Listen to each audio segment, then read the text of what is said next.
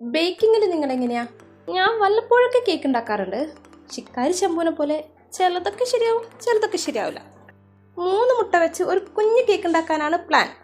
ഈ മെഷർമെൻ്റ് ഒക്കെ നോക്കി ഉണ്ടാക്കിയ കേക്ക് പലപ്പോഴും എനിക്ക് ഫ്ലോപ്പ് ആയിട്ടുണ്ട്. എന്നാൽ മെഷർമെൻ്റ് ഒന്നും നോക്കാതെ തോന്നിയ പോലെ ഉണ്ടാക്കിയ കേക്ക് എനിക്ക് സക്സസ് ആയിട്ടുമുണ്ട്. അതാണ് ഞാൻ പറഞ്ഞ ശിക്കാരി ശംഭു. എന്തായാലും ഇതും മെഷർമെൻ്റ് ഒന്നും ഇല്ലാതെ ചുമ്മാ ഉണ്ടാക്കിയ ഒരു കേക്ക്. അളവും കാര്യങ്ങളും ഒന്നുമില്ല, തോന്നിയ പോലെ ഇട്ടു. എന്താവും എന്നറിയില്ല, എന്തായാലും ചെയ്ത് നോക്കാം. എങ്ങനെയാക്കിയാലും കഴിക്കാനിട ആൾ റെഡിയാ, അപ്പോൾ പിന്നെ എന്തായാലും സാരമില്ല.